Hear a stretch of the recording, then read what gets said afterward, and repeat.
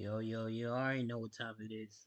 My boy kicking it rock gonna be like, yo, it's Dub. It's it's Ross. It's kicking it with Ross. Sorry, I got the name mixed up. He gonna say something like me and Dub was able to catch the Monday Night Raw earlier. Let's talk about it. It's always gonna be something like that. Let's see what he says. I bet you I'm gonna be like,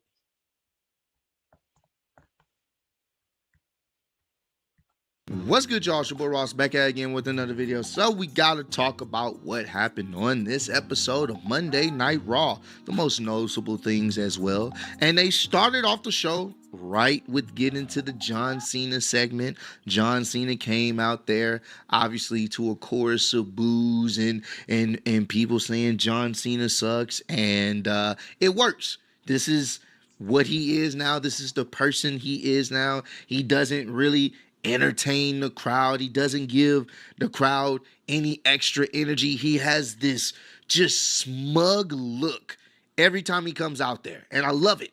He has this smug look, and every time he comes out there now, he places his towel. He has his different merch that they sell, they're going to sell wherever they are. The last time, the farewell tour, as if he's a babyface, but no, the guy wearing the colorful shirts and wristbands and towels and all this other stuff still has this stoic, smug look on his face because he doesn't give a damn about the fans. And like I said, he they gonna places the buy his merch towel though. on the ring area so neatly, and he gets in there and he lets the crowd give him everything that he wants, because what his approach is now is taking everything that the crowd says and does and essentially trying to prove his point even more.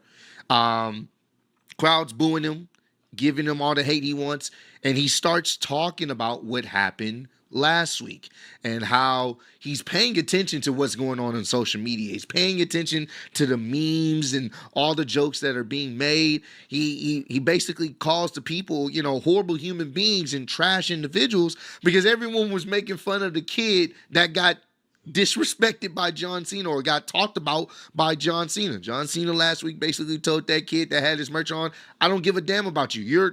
You're part of the problem. You are the reason why I am the way I am now. I don't like you. Even though you got my merch on, I don't care about you."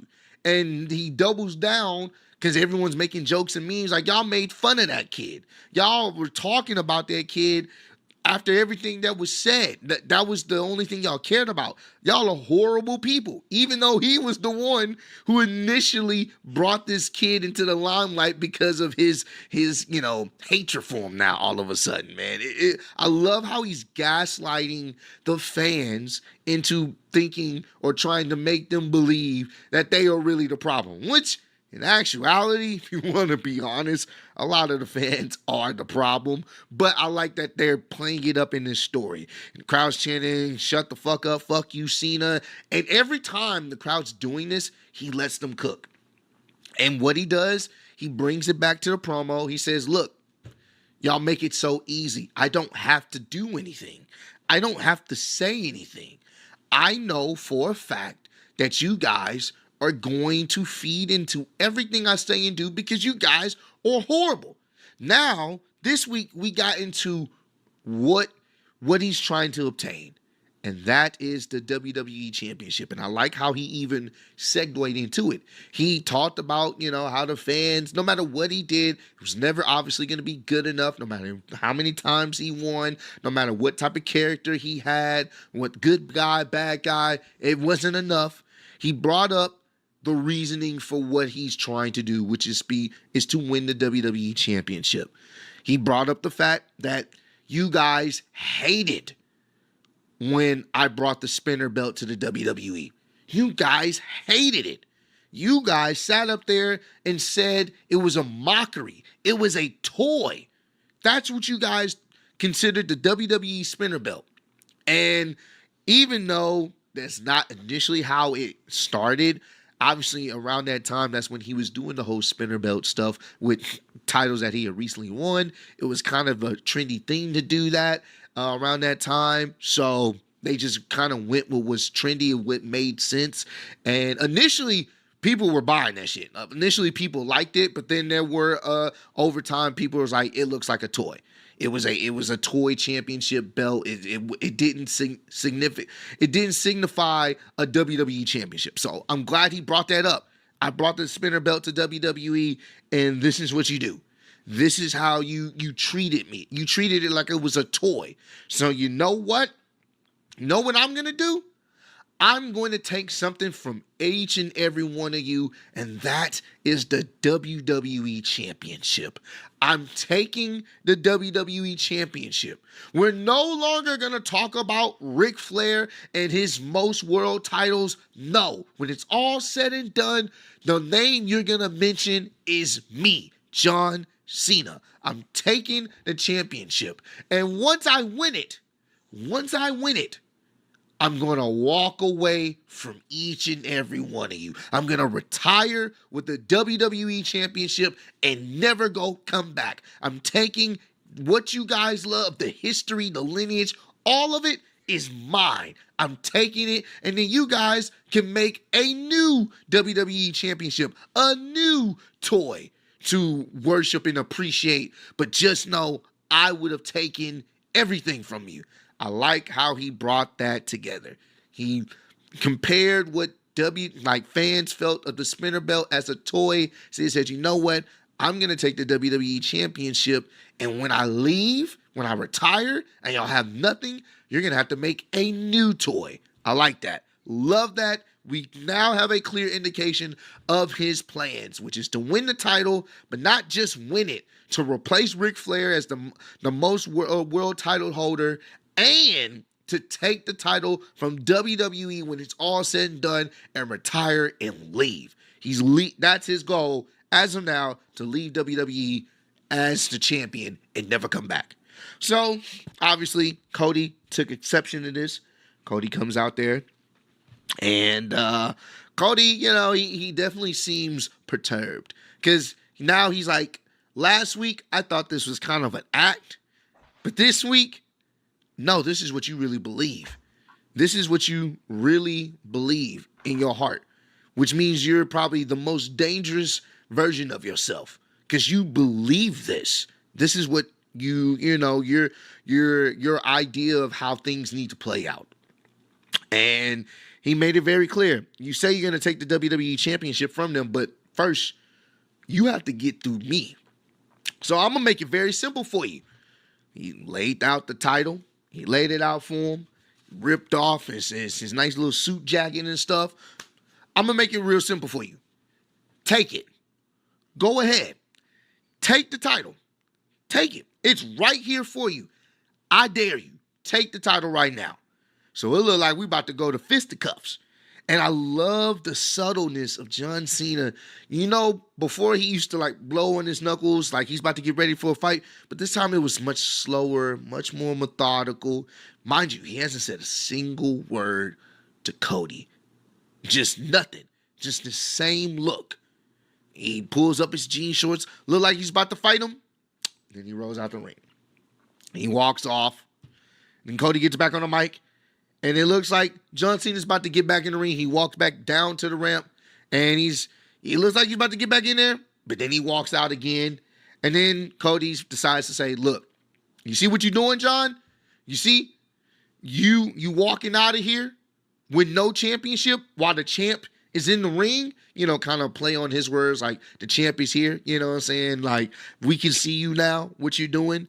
This is going to be your reality at WrestleMania. The same way you walking out with nothing, no championships, nothing to show for it, right now is the same way you're going to walk out at WrestleMania, as no champion, nothing to show for it, with me standing in this ring as your still your WWE champion. Love this segment. I love the fact they are really slow cooking John Cena's actual I guess you can say his conflict with Cody, and what is he going to say. He hasn't mentioned The Rock. They haven't mentioned Travis Scott or none of that. It's really just been John Cena letting the fans know why he's doing what he's doing and what he plans on doing when he wins the title at WrestleMania in his eyes.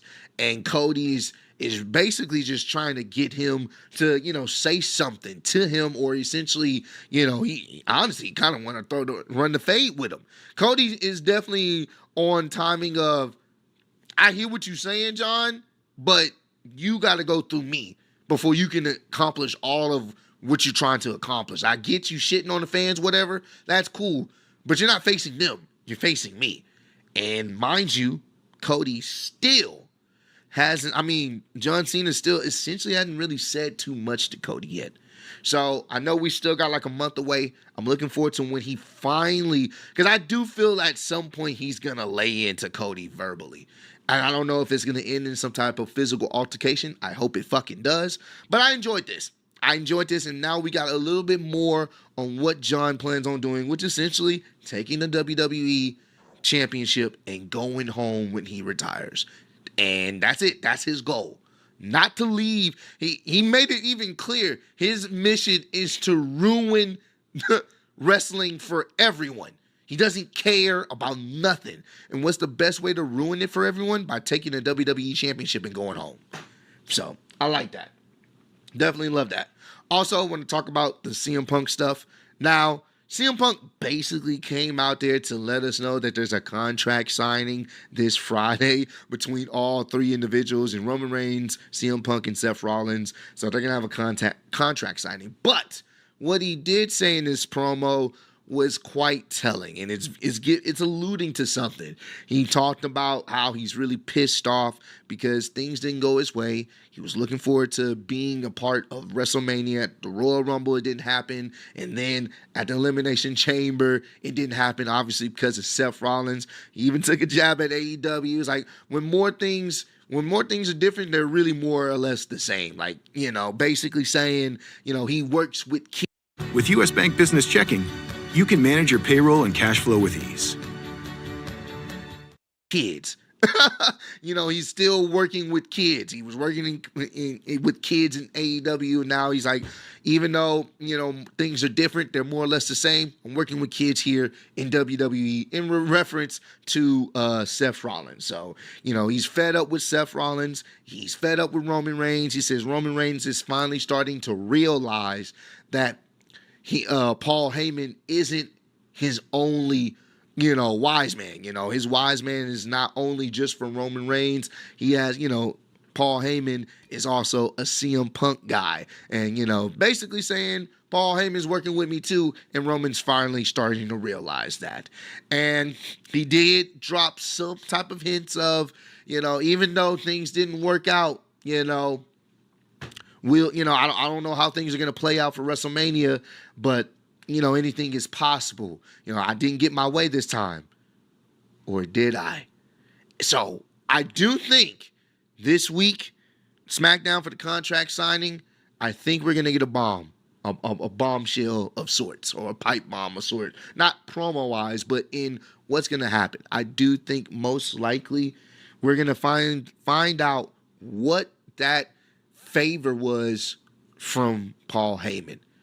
It's going to play a part in this match. I do think it's going to have some type of title contention, potentially maybe if CM Punk wins this match, he gets a automatic title opportunity.